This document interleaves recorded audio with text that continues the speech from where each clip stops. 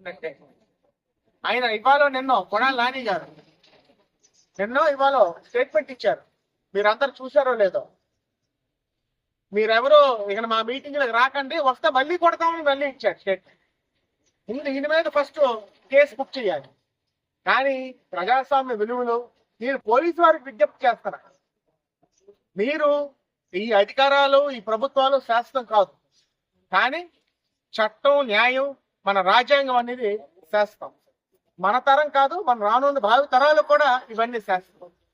ప్రజాస్వామ్యం కూలి అయ్యే విధంగా వీళ్ళు నడుచుకుంటుంటే మీరు వాళ్ళకి దయచేసి వాళ్ళకి తొత్తులుగా వ్యవహరించారు. ఎంతో ఉన్నత శిఖరాల్లో ఉన్నటువంటి మన రాష్ట్ర పోలీసుల యొక్క పేరు ఇవాళ అట్టడుగు స్థాయికి వెళ్ళిపోయింది.